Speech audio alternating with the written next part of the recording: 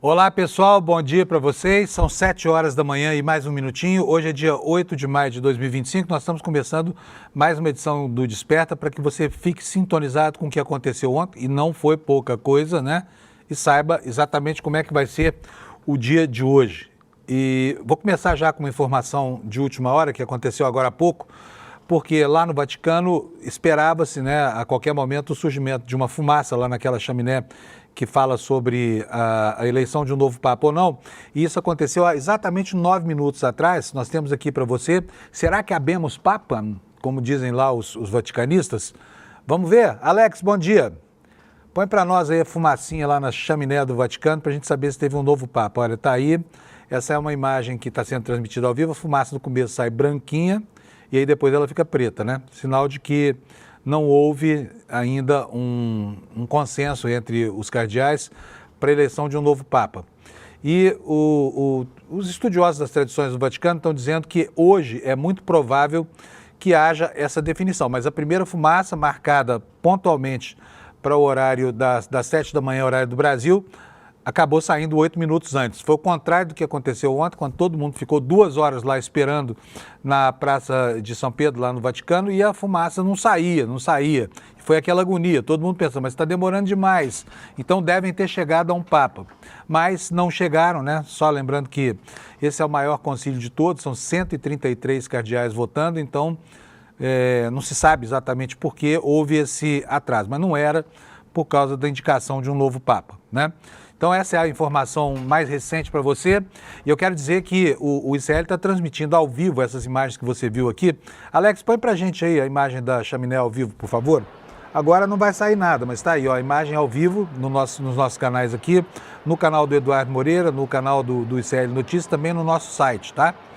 Então, se quiser saber aí tudo sobre o Papa, eu acho curiosa essa tradição, porque é legal esperar fumacinha e tudo, mas nós vivemos numa era de comunicação instantânea, né, gente?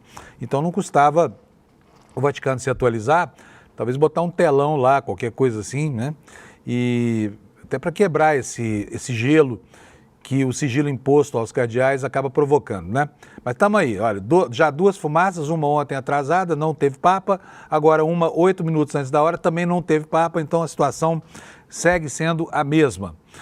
Alex, bom dia. Bom dia, Panuso, bom dia, chat, como vocês estão?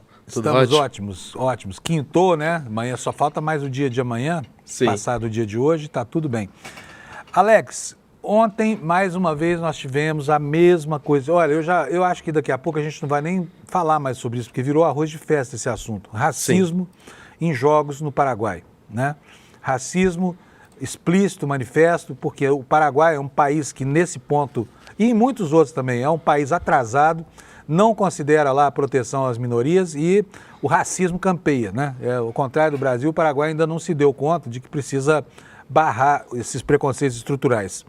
O que aconteceu ontem, Alex? De novo com o Palmeiras e de novo com aquele mesmo time que sempre está provocando confusão nos jogos da Conmebol.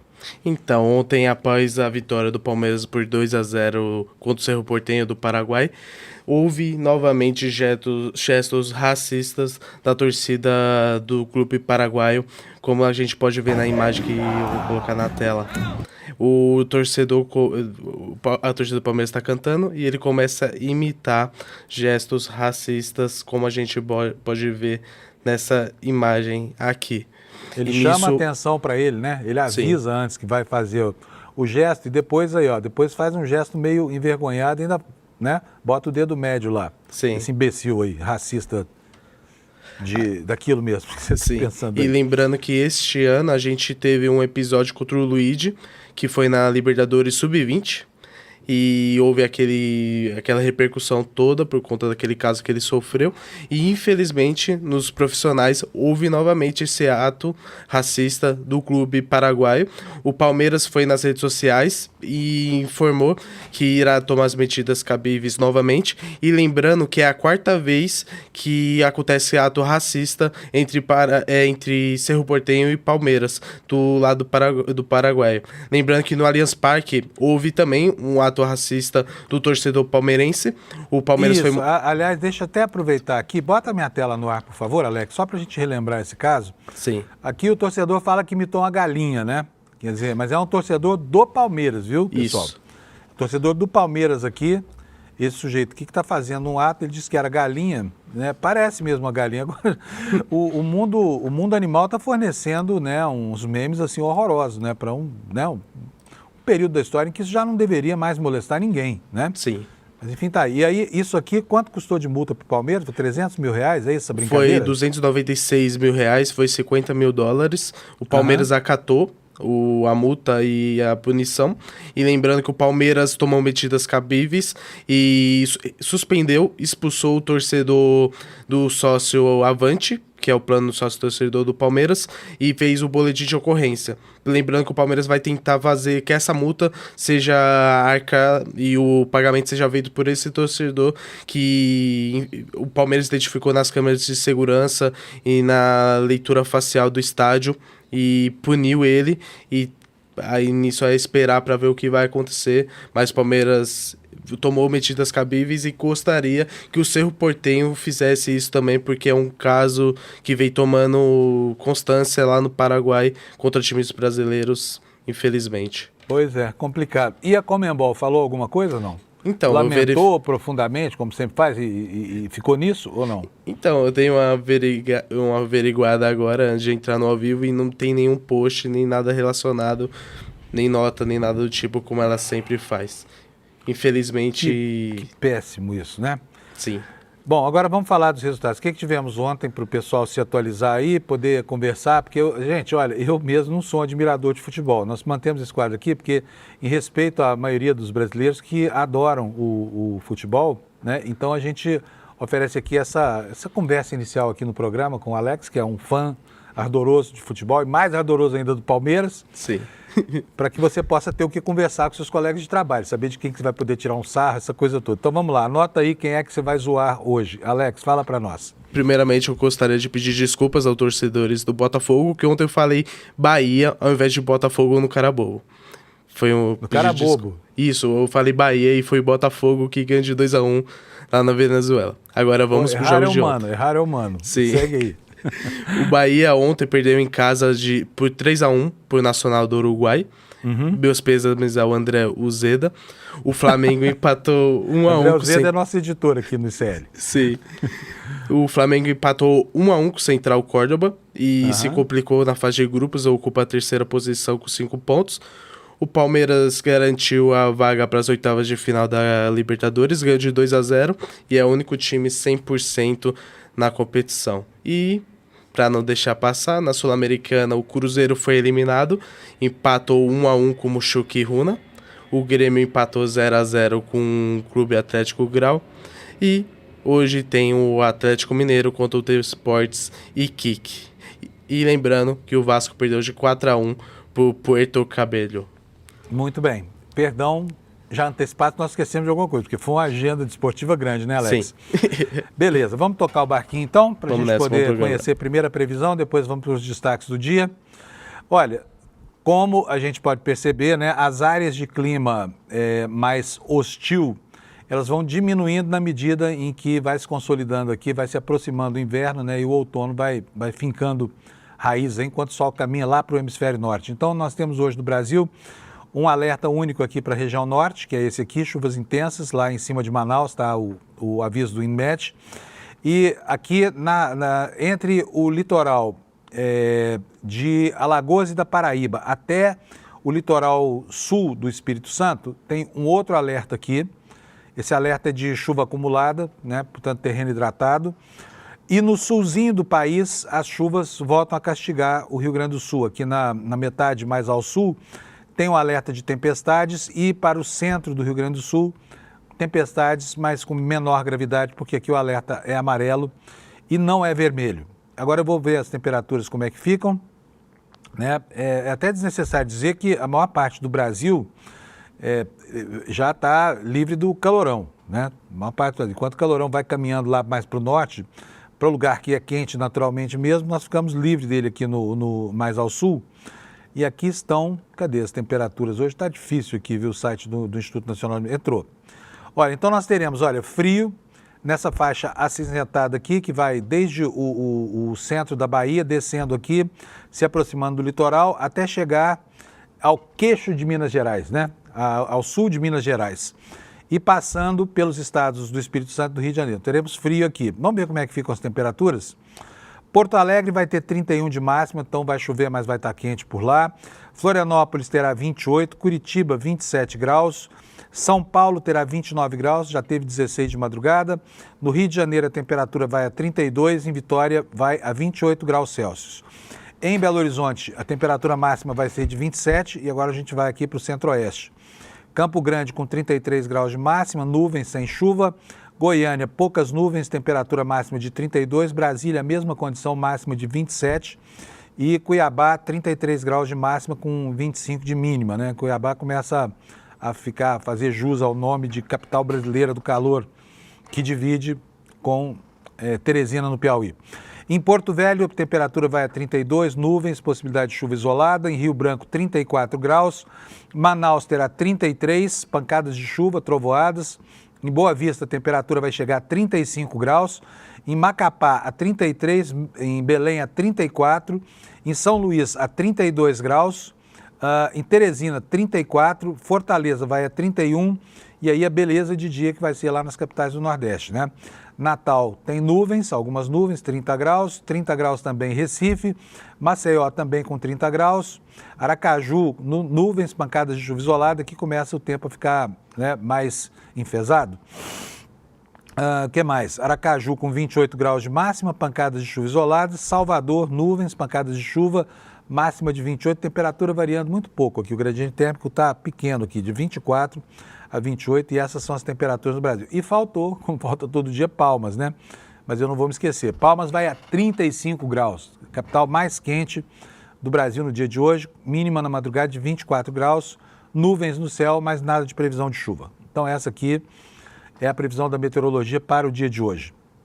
E agora vamos começar falando para vocês dos destaques que nós temos para apresentar hoje aqui. Gente, a Câmara dos Deputados ontem fez uma molecagem, pegou o país de surpresa, aprovou na CCJ um projeto que é uma legião jurídico completamente inconstitucional, prevendo uma espécie de salvo-conduto judiciário para o deputado Alexandre Ramagem, que é aquele homem da ABIN, braço direito do Bolsonaro e integrante do primeiro núcleo, né, do núcleo do comando do golpe de Estado. Foi uma manobra que não tem outro nome. O nome dessa manobra é golpe. E o placar foi um placar muito expressivo. 305 deputados federais. Se eu tiver tempo hoje aqui nessa edição, vou ler todos os nomes aqui, sabe? Provavelmente não vamos ter esse tempo não, porque o noticiário está muito rico. Mas saiba que de cada 5 deputados, 3 votaram a favor dessa excrescência golpista, tá? E o país acordou apavorado com o que aconteceu ontem no Congresso, quando um projeto de resolução passou pela Comissão de Constituição e Justiça e acabou incendiando lá o plenário, golpista, parlamentares golpistas, porque num golpe de Estado, o poder legislativo, embora não estivesse na ponta da lança do problema, sofre também, né?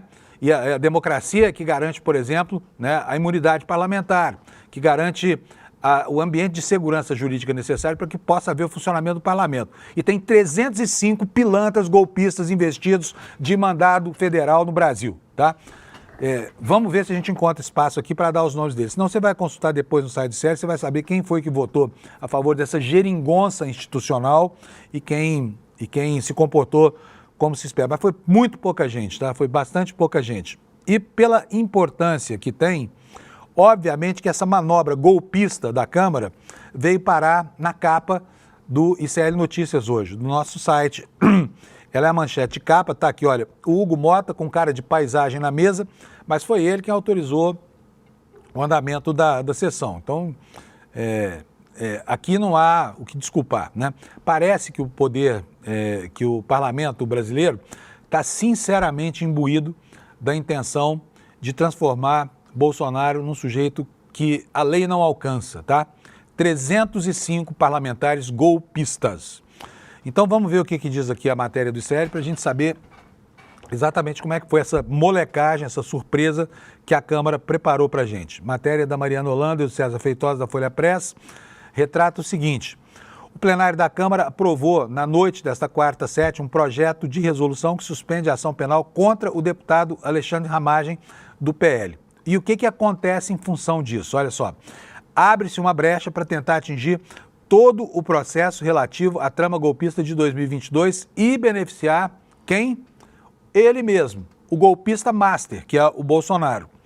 A medida confronta o Supremo Tribunal Federal porque vai na contramão de um entendimento de que esse instrumento deve ficar restrito aos atos cometidos pelo parlamentar após a diplomação. Ou seja, o Alexandre Ramagem, respeitada aqui a jurisprudência, respeitada a tradição do Supremo Tribunal Federal, poderia sim se livrar por decisão da Câmara das imputações sobre o 8 de janeiro.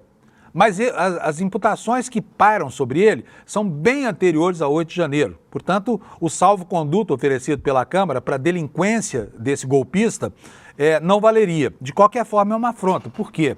Quem decide esse tipo de coisa em relação aos seus parlamentares e de acordo com a legislação é a Câmara Federal. A atribuição é uma pena que a Câmara, ao fazer um mau uso da sua atribuição, crie um problema desse tamanho para o Supremo Tribunal Federal.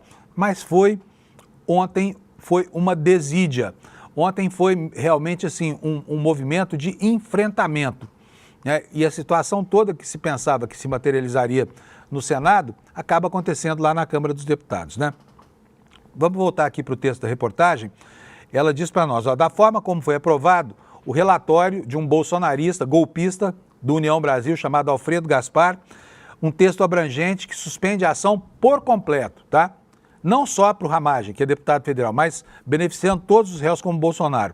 No plenário da Casa, eu aqui até preciso fazer uma correção, eu falei o número errado, tá? Não foram 305, foram 315 votos a favor e só 143 contra essa excrescência que aconteceu ontem. O resultado, aqui assinala a reportagem, representou uma derrota também para o governo Lula, cujos aliados tentaram evitar a aprovação dessa coisa horrorosa lá na Câmara e não conseguiram. Há uma expectativa entre parlamentares que o caso vai ser, óbvio, né, que o caso vai ser judicializado, isso deve acontecer já no dia de hoje, e aí o Supremo vai dar o parecer no entendimento mais restritivo dessa medida, ou seja, do poder da Câmara para arbitrar, né, coisas que estão fora do período abrangido pela legislação, que é o período do mandato parlamentar, desde a diplomação. E com isso, ainda teria o desgaste de se posicionar sobre esse tema uma nova vez, ou seja, acirrando ainda mais esse conflito, né, entre bolsonaristas e as instituições. É a mesma coisa, golpista é golpista em qualquer situação. Ministros do Supremo, ouvidos sob reserva pela reportagem, confirmaram que a tentativa de beneficiar outros réus não prospera na Corte.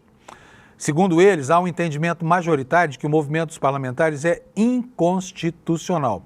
E aqui nós temos, na capa do ICL, o pastor Henrique, né, com um meme aqui dizendo que querem livrar o Bolsonaro, e é exatamente isso que acontece.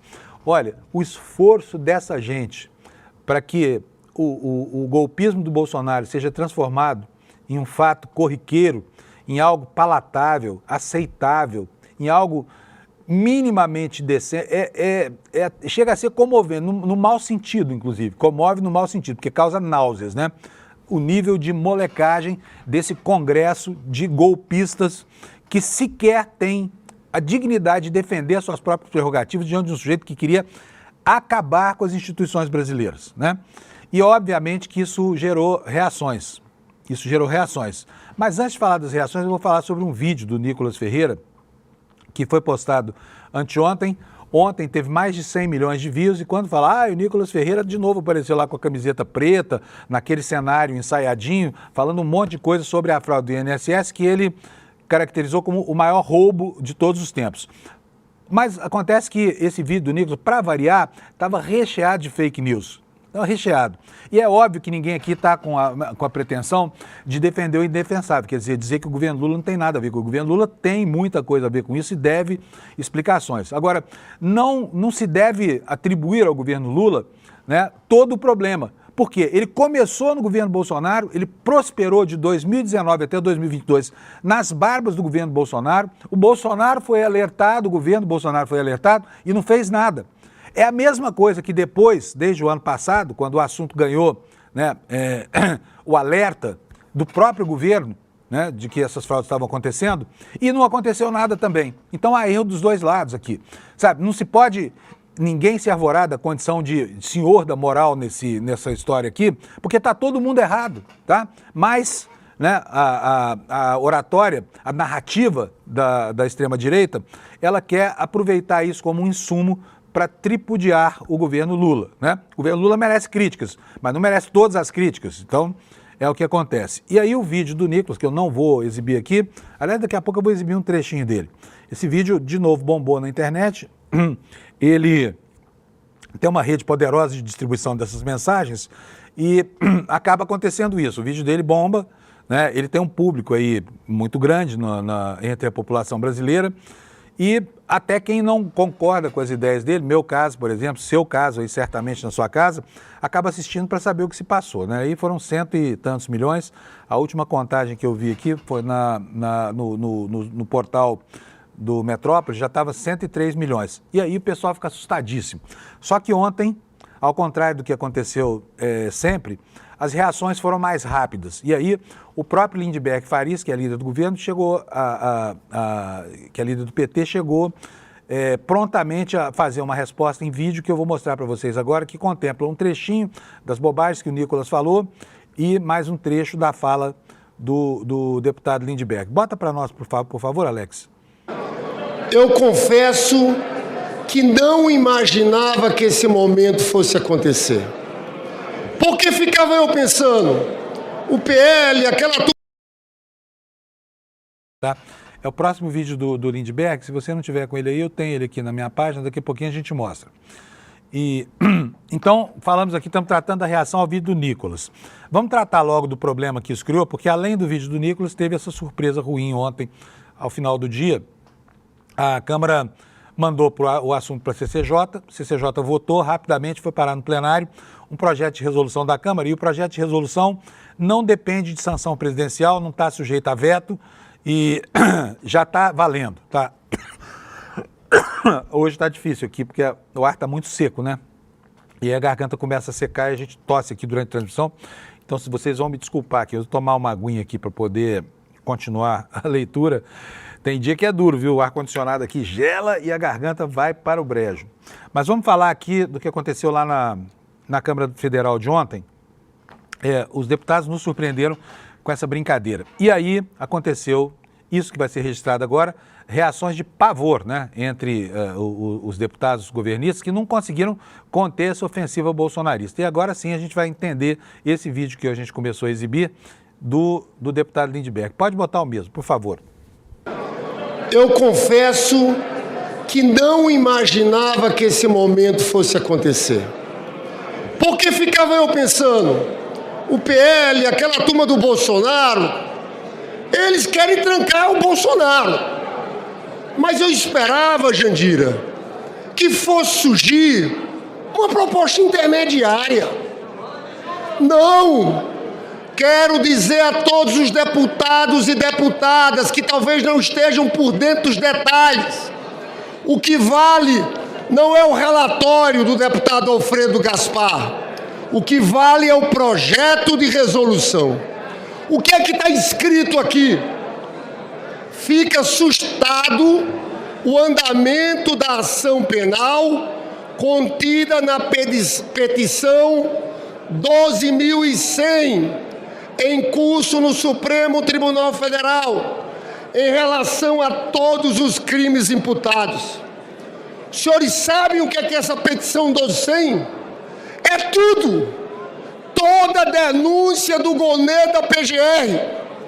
Os senhores estão aqui querendo trancar a ação penal de 34 denunciados. O julgamento, para começar, eu quero falar para cada deputado aqui, porque esse dia vai ficar na história. Quem votar nesse negócio, nesse projeto de resolução, está construindo, jogando no lixo sua história. Porque imaginem, e vamos para o debate constitucional, existe uma súmula do Supremo, súmula 245 do STF, imunidade parlamentar não se estende ao co-réu sem essa prerrogativa. Bom, houve outras reações, vocês viram aí, né? Com 315 votos, um placar considerável, os golpistas encaçaparam esse negócio. É pura provocação, porque isso não vai prosperar. Obviamente que o Supremo Tribunal Federal vai barrar, porque a jurisprudência é muito clara e os crimes imputados, eu digo novamente, ao Ramagem, eles não aconteceram após a data da divulgação, a data da diplomação, né? Então, a partir da diplomação, tudo bem, a Câmara quer pegar um bandido que conspirou contra as instituições brasileiras e deixar ele impune, beleza, mas por um motivo que a lei abarque, né? Por algo que a lei preveja. E o que a lei prevê é que crimes cometidos depois da data da diplomação tem que ter o processo, podem ter o processo obstado pela Câmara. Essa é a situação.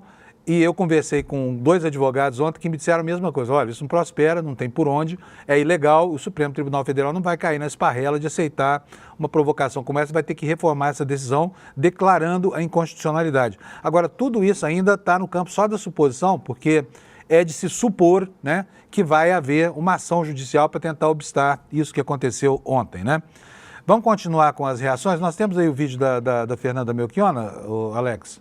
Põe para a gente, por favor. Bota para nós, por favor. Vamos ver o que foi que a deputada disse. Nós estamos vivendo um dos momentos mais graves da Câmara dos Deputados. Que vocês, uma parte do trenzinho da anistia, achincalham, apequenam e rasgam a Constituição Federal do Brasil.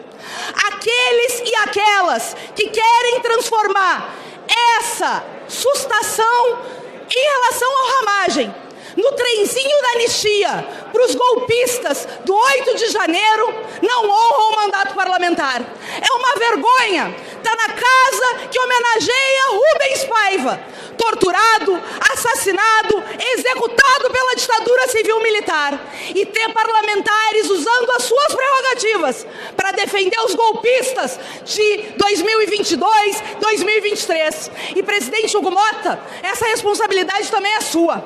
Uma discussão dessas, sem encaminhamento, deputada Erundina, sem que o plenário saiba o que está sendo discutido. O que acontece aqui é que os golpistas de ontem e de hoje querem pegar uma carona e anistiar todos os núcleos que comandaram a tentativa de golpe do 8 de janeiro. O artigo 53 é claro. Aqui está se debatendo a prerrogativa de parlamentares, deputados e senadores. Não está se debatendo a prerrogativa de alto escalão do Exército. Não está se debatendo a prerrogativa de atentado com bomba, de gente que não tinha nenhuma imunidade parlamentar. Não está se discutindo um núcleo golpista que durante 2 anos, quando viram que os direitos políticos do Lula foram... Das reações, né, a essa palhaçada que a Câmara aprovou ontem, mais uma molecagem para tentar livrar o rei dos quadrilheiros que tentaram assaltar o poder no Brasil, cancelar a eleição do Lula e governar com auxílio de instrumentos autoritários, como, por exemplo, o decreto de estado de sítio, né?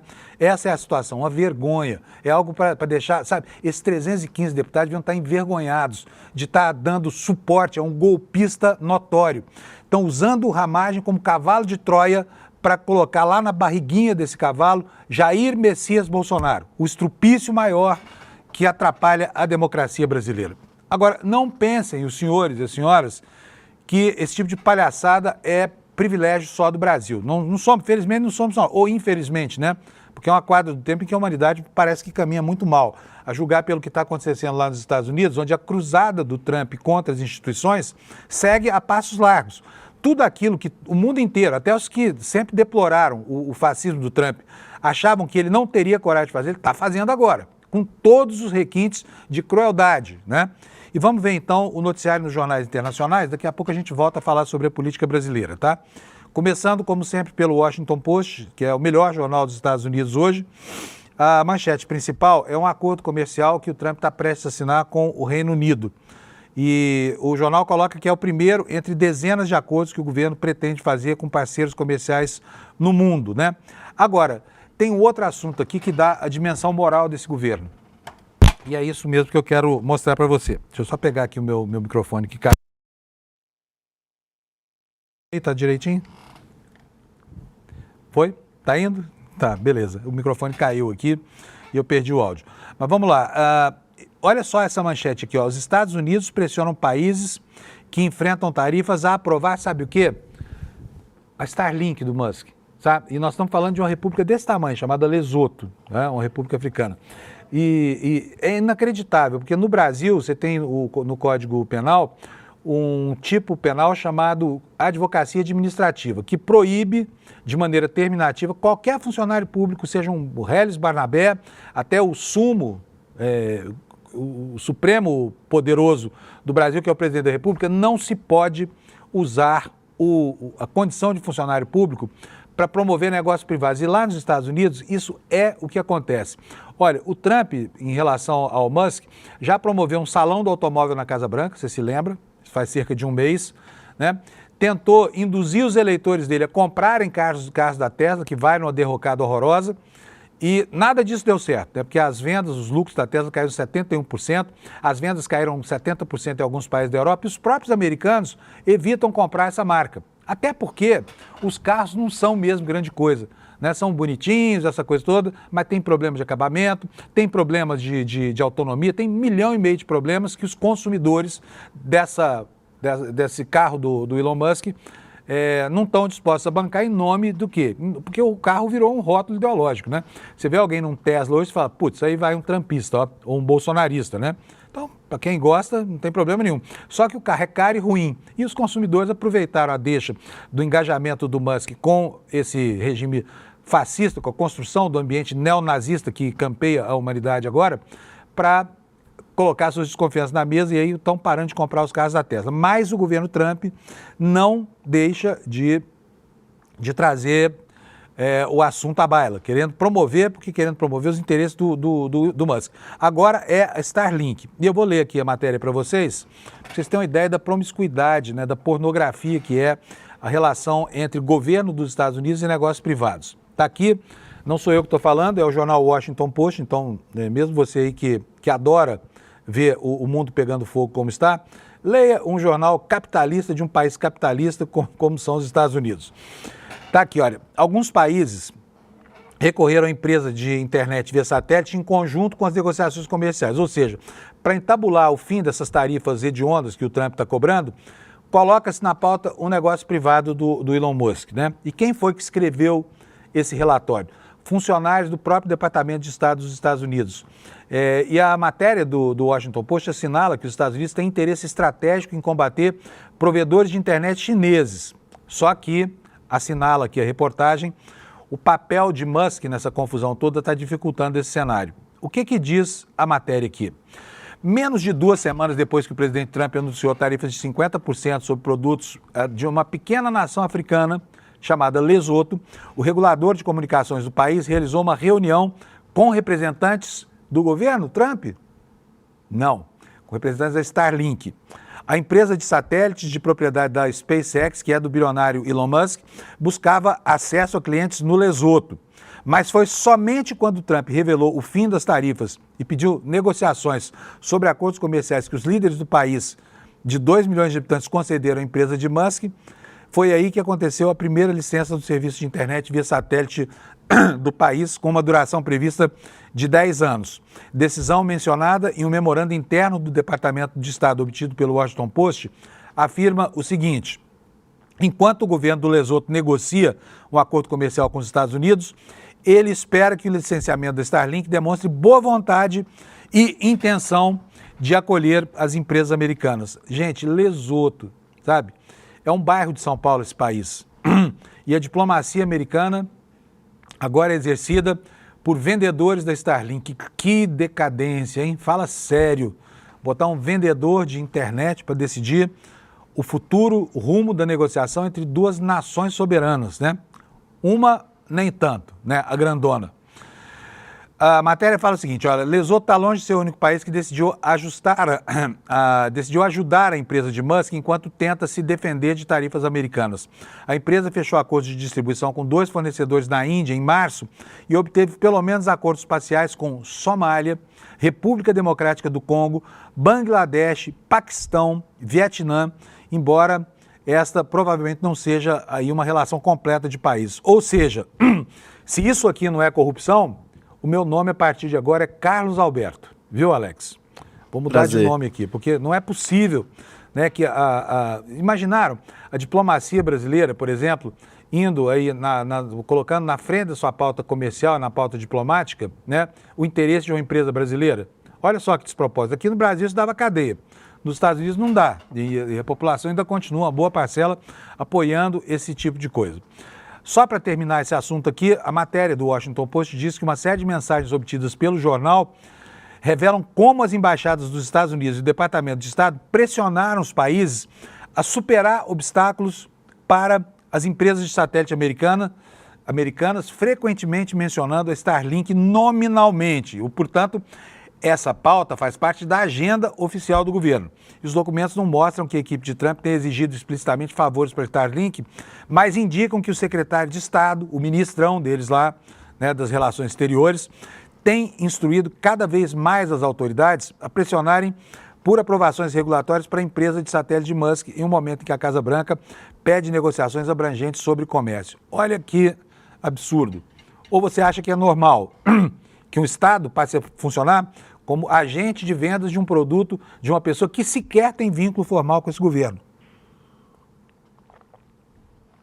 Ou seja, está tudo de cabeça para baixo, não está? Como é que pode isso? Como é que pode, em tão pouco tempo, né, uma democracia que parecia ser tão pródiga, de repente virar isso que virou lá nos Estados Unidos, né? E virou mesmo. Bom, sobre a qualidade da democracia americana, nós temos uma manifestação muito importante hoje, está no jornal Valor Econômico, que eu já vou colocar para vocês aqui entre o noticiário internacional, porque é uma manifestação feita por alguém que eu reputo ser da maior importância hoje como um pensador desse tempo funesto, né? Que nós nos metemos desde que as democracias do mundo entraram em decadência por causa dos fascistas que ele chama de nacionais populistas, né? Eu estou falando de Stephen Levitsky, um dos autores de Como as Democracias Morrem, que é um trabalho lapidar hoje, é uma referência teórica para a gente entender por que é que as democracias no planeta estão se perdendo. E hoje ele volta à imprensa, ontem voltou à imprensa, para ressaltar o seguinte, olha, está aí na manchete do Valor, estamos perdendo a nossa democracia, diz Stephen Levitsky, que é professor de quem? Da Universidade de Harvard, que tem sido achacada por Trump e seus chacais, né? Levitsky, segundo o olho da matéria, ressalta o risco de autoritarismo e de enfraquecimento da democracia dos Estados Unidos. Quer dizer, o que parecia ser só risco, hoje já é fato concreto, né? Ele foi até um lorde aqui ao tratar do assunto. E o que é que diz a reportagem? No início de 2018, Levitsky e Daniel Ziblatt, professores de ciência política de Harvard, lançaram um livro que se tornou um sucesso de público e de crítica, que se chama Como as Democracias Morrem. E se você não leu, eu estou recomendando, tá? É excelente o livro. E ele apresentava uma análise detalhada e a leitura fácil sobre governantes eleitos e as técnicas para minar instituições democráticas, sem tanques, sem tiros, sem golpes, exatamente como aconteceu aqui no Brasil, que, aliás, é nominado em várias partes desse livro, tá? Esses líderes com pendores autoritários são retratados como as novas ameaças ao jogo democrático. Levitsky e Ziblatt nunca tiveram ilusões sobre Donald Trump. Quando o livro saiu, o Trump tinha terminado o primeiro ano do seu primeiro mandato.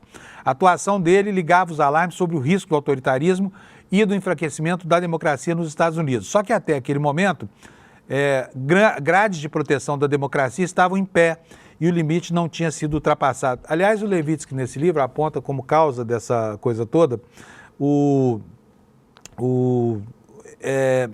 desapreço, né? E a falta, por exemplo, do velho Conselho dos Anciãos do Partido Republicano, que durante muito tempo preservou o próprio partido de gente da qualidade desse Trump, tá? Então, o sujeito, para se tornar candidato a presidente dos Estados Unidos, tinha que passar pelo crivo da convenção, mas tinha que passar também pelo crivo de um conselho de anciãos que zelava pela rigidez das coisas. E sempre foi um partido de direita, mas não era um partido de extremíssima direita, né? Não era um partido de extremíssima direita. E agora virou porque perdeu esse filtro. E aí, a partir daí, as instituições vão se afrouxando e 7 anos depois disso, né, o clima inspira menos otimismo aos autores do livro que fez essa classificação. As grades de proteção, diz a reportagem, foram fracas, foram arrancadas. E o Levitsky diz o seguinte: acho que estamos perdendo a nossa democracia. Mas a maioria dos cidadãos não percebe isso, disse ele em entrevista ao Valor por vídeo, entrevista exclusiva ao Valor Econômico lá de Boston. A Universidade de Harvard, que é a mais prestigiosa nos Estados Unidos, tornou-se então alvo do governo. Sob o pretexto de cobrar medidas que impeçam atos e posições pró-palestinos no campus, inclusive para que isso desgarre para o antissemitismo, o governo justifica ou tenta impor um pacote de restrições à universidade que inclui mudanças no processo de seleção e como temas acadêmicos são tratados em sala de aula. A universidade resiste falando em autonomia acadêmica, já foi punida severamente com corte de repasses, corte de bolsas, né? E aí segue a entrevista do Levitsky aqui no Valor, começando pela admissão de que a perspectiva é muito mais sombria hoje. Ele diz que, sim, a nossa visão é mais pessimista hoje do que quando escrevemos como as democracias morrem. Olhando para trás, éramos até otimistas, o que é surpreendente, considerando que as pessoas na época achavam que éramos bastante alarmistas. E foi exatamente isso. O livro dele foi muito contestado pela extrema-direita mundial, né, dizendo assim, não, esse cara não tá certo do que vem. Vamos dar uma olhadinha na capa do Times aqui. Não vou para a capa, não. Olha só, o 80º aniversário de uma data que marcou a derrota do movimento nazista no mundo, né? Quando houve o desembarque na Normandia e, posteriormente, os russos acabaram derrotando, entrando na capital da Alemanha e, enfim, tomando a capital. E ontem foi a comemoração do 80º aniversário da derrota nazista, né? Uma data super importante, principalmente para a Europa e especificamente para a Rússia, que foi o grande protagonista desse momento final, né, da última investida contra o Hitler. Só que isso aconteceu, segundo o The New York Times, num clima meio que de velório, sabe?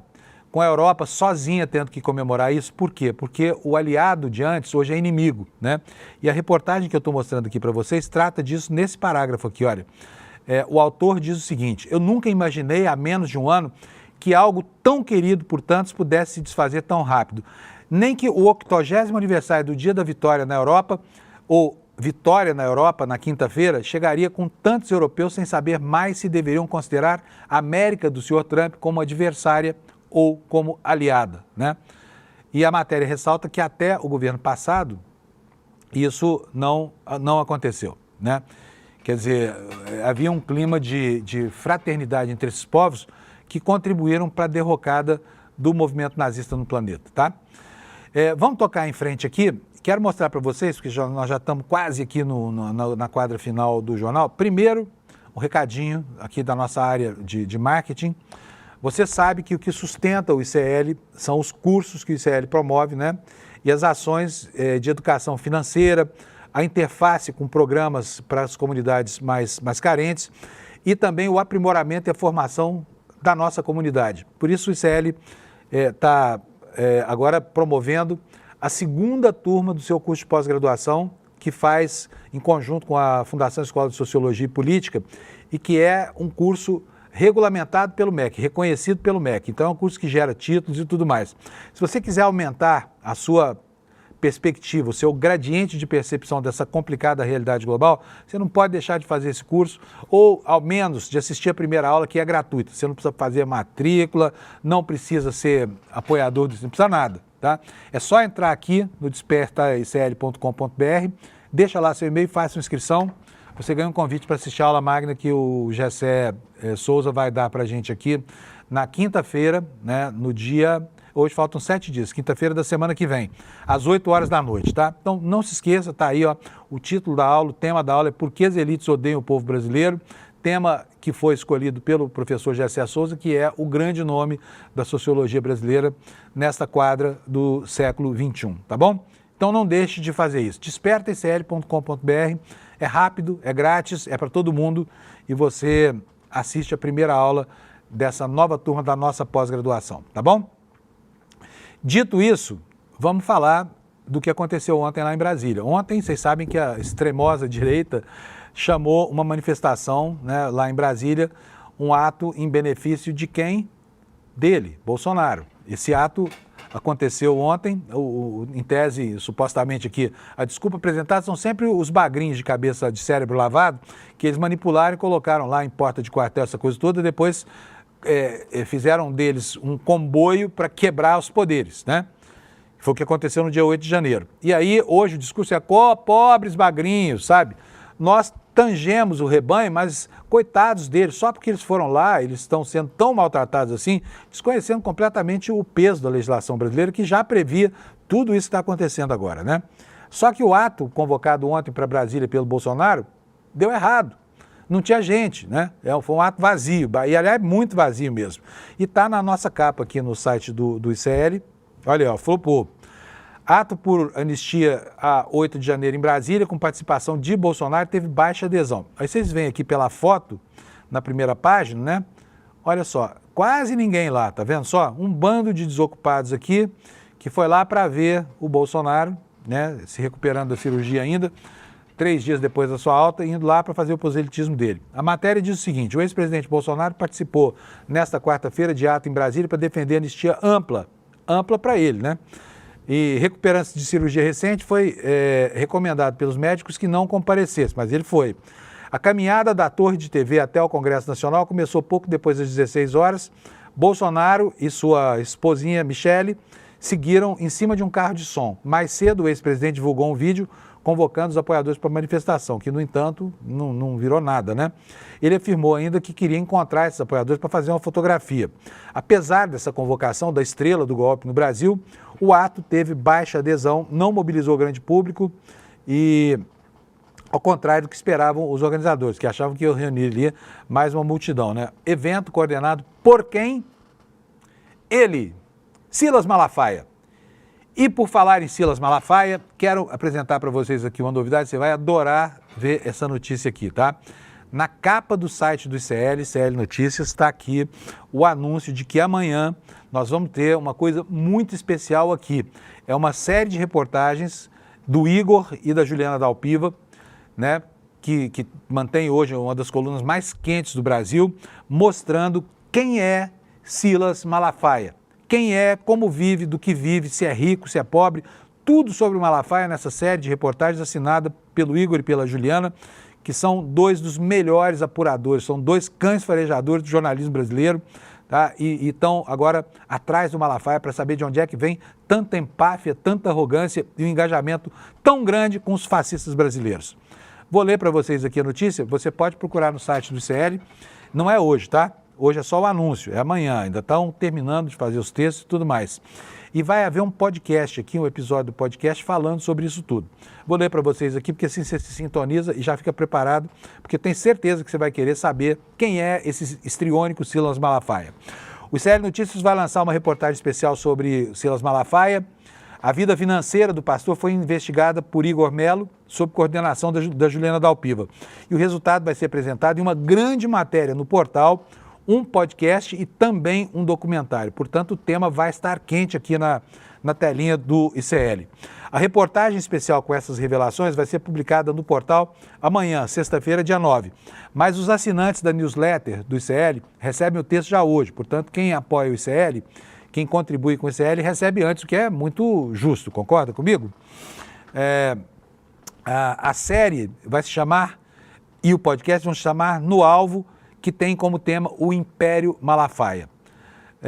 Há muito tempo, o pastor Silas Malafaia se vende como alguém que veio de baixo e conquistou sucesso pela graça de Deus, tanto na vida religiosa quanto na financeira, diz o Igor na apresentação do texto do podcast. O jornalista explica que o pastor virou dono da igreja em 2010 e de lá para cá o patrimônio dele não aumentou nem um centavo. Mas tem uma grande distância entre o que Malafaia diz e o que Malafaia faz, afirma Igor no programa. O jornalista passou o último ano tentando entender como é que esse homem se vende como um pastor de origem simples e passou a viver como milionário, porque é notório, é um nababo o Malafaia.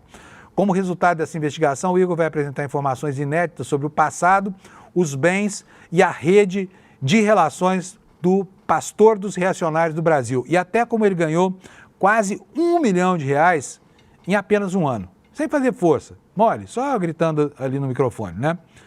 Então você está convidado para ficar atento aqui, os nossos assinantes aqui, os nossos patrocinadores, que são vocês, recebem antes a newsletter, tá? Ela vai chegar para vocês hoje e você vai ter o privilégio de saber primeiro, né, os meandros da vida desse sujeito chamado Silas Malafaia. Gente, e por falar em rico, por gente rica, né?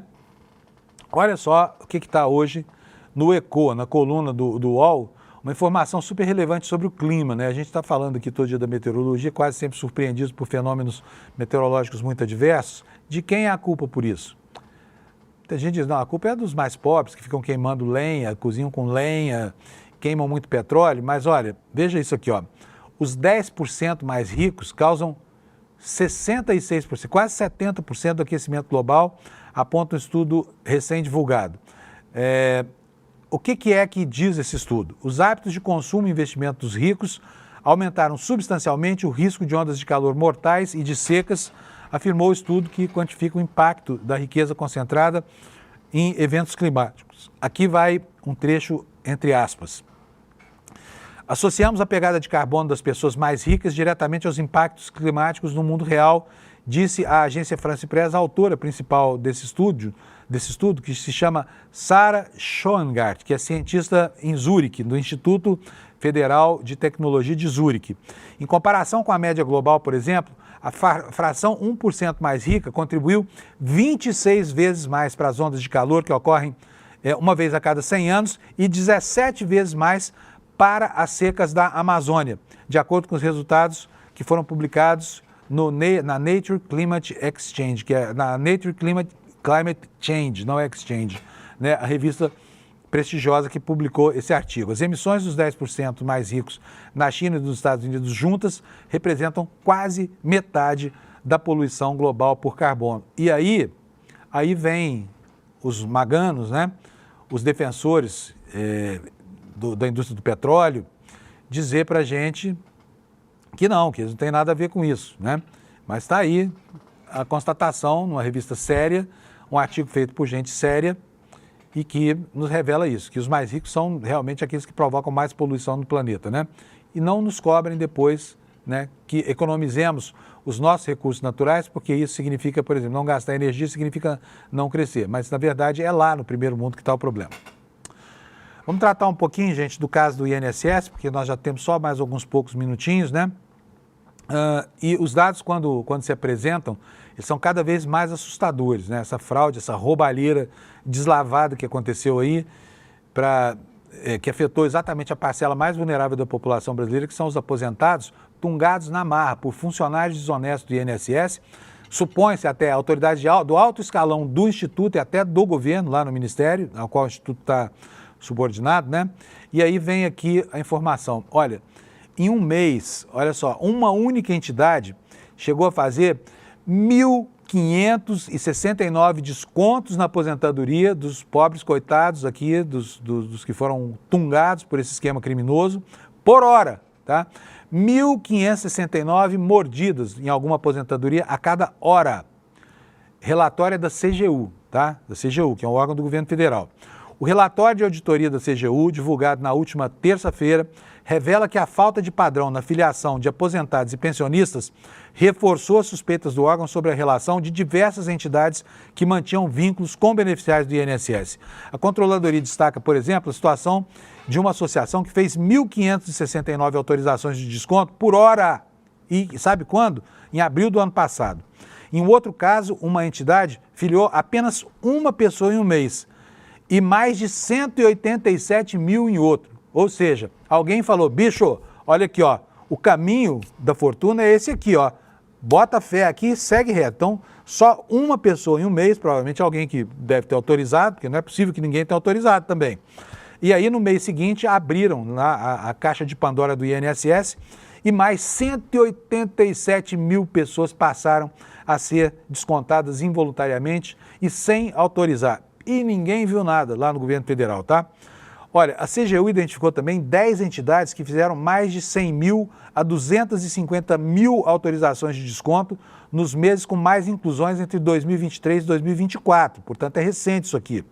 O volume de inserções chamou a atenção do órgão, que viu uma eventual incompatibilidade nesses números. Segundo a CGU, considerando a quantidade de filiações e autorizações de desconto diárias em um regime de 20 dias mensais e 8 de trabalho, cada associação precisaria realizar entre 778 e 1.569 inclusões por hora. É um escárnio, né? É um absurdo. E tudo isso acontecendo nas barbas do Poder Federal, sabe? Com avisos prévios concedidos em 2 governos. Isso é um absurdo. E a entidade que mais teve, que teve maior volume de autorizações de desconto foi a ABAPEN, Associação Brasileira de Aposentados e Pensionistas da Nação. Ainda tem um título chique aqui. Realizou 251.074 filiações somente em abril de 2024, tá? Somente em abril. E ninguém desconfiava de nada, né? Ninguém desconfiava de nada. E aí começam as especulações políticas. Eu prometi para vocês o vídeo do deputado Nicolas Ferreira, que está pegando esses vícios todos desse processo e tentando criar um elemento retórico aqui para criminalizar o governo Lula, que de fato tem responsabilidade também sobre isso, mas como eu falei, não tem toda a responsabilidade. E é isso que a gente vai mostrar para você agora, numa reação, é um react aqui do Lindbergh Farias ao que disse, as bobagens que o Nicolas disse nesse vídeo, que já bombou, já foi assistido por mais de 100 milhões de pessoas. Bota aí para nós, Alex, por favor. Nicolas mente. Nicolas, seguirão livres, sem punições. Que bela democracia. Nada disso. Essa investigação começa com a decisão do governo do presidente Lula. Foi a CGU. A Polícia Federal entrou, já prendeu várias pessoas ligadas a essas entidades envolvidas em fraude. Também apreendeu carros de luxo, dinheiro em espécie, no montante de milhões. E a investigação vai seguir. Doa a quem doer. Vamos jogar luz nessa história. Fazem de tudo para tentar relacionar o presidente com essa história. Mas o verdadeiro protagonismo tem um nome: Jair Bolsonaro. O escândalo começa em 2019. A CGU notificou o INSS, só que nada foi feito. Quem era o ministro? Paulo Guedes. Quem era o secretário de Previdência? O hoje senador Rogério Marinho. Quem foi ministro? Onyx Lorenzoni. Tem muita coisa que o Nicolas não te contou. Inclusive, quem descobriu esse esquema foi uma investigação que começou no governo do presidente Lula. Isso jamais aconteceria no governo anterior, de um presidente que dizia isso. Eu não vou esperar fuder minha família toda, de sacanagem, ou amigos meus, porque eu não posso trocar alguém da segurança na ponta da linha que pertence à estrutura nossa. Vai trocar. Se não puder trocar, troca o chefe dele. Pode trocar o chefe dele? Troca o ministro. Pois é, vocês viram aí, né? Foi o que eu falei, o react do Lindbergh, buscando se contrapor ao Nicolas Ferreira, que falou um monte de bobagem nesse vídeo. Ele acha que vai botar a camiseta preta, vai fazer uma iluminaçãozinha ali de estúdio, né? Luz de preenchimento, luz direta, e vai mudar o regime no Brasil. Não vai, né? E, bom, o PT reagiu rápido, vocês viram aí, o Lindbergh já foi para a tribuna, gravou vídeos e tudo mais, e o PT distribuiu uma cartilha, né, para rebater o vídeo do INSS. Agora eu vou dizer uma coisa para vocês, cartilha não resolve nada, né? Quem é que lê nesse país aqui? Ninguém lê. Mas pelo menos fizeram alguma coisa, não ficaram apopléticos, assim, esperando passar o tempo antes de esboçar alguma reação. Está no jornal O Globo de hoje, a informação, PT busca... Você está sem meu retorno? Você está sem o retorno da imagem aqui? É mesmo? Então vou mudar aqui para você poder mostrar aqui para a gente. Alex, vê se chega aí. Chegou, então vamos lá. É duro aqui de vez em quando. Exatamente. PT busca conter desgaste e distribui cartilha a deputados para rebater vídeo de Nicolas sobre as fraudes no INSS.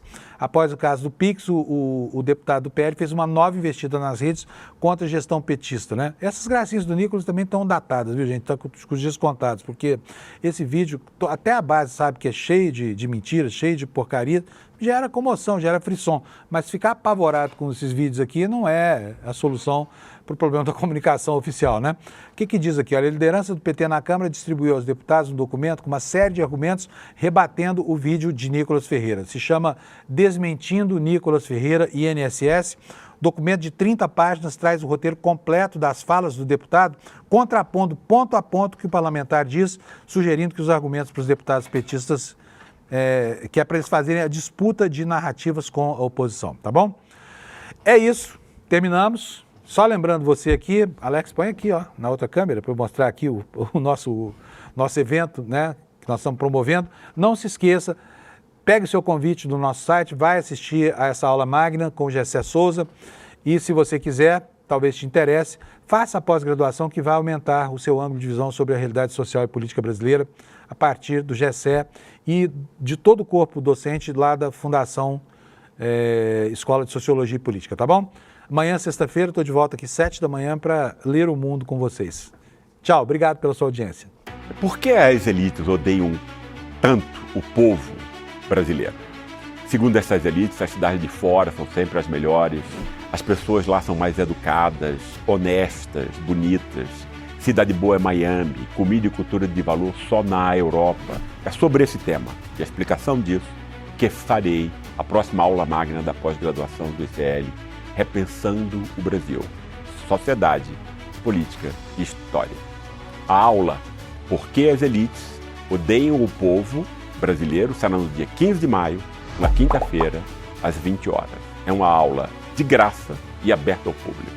Uma oportunidade única para você conhecer essa pós que é revolucionária.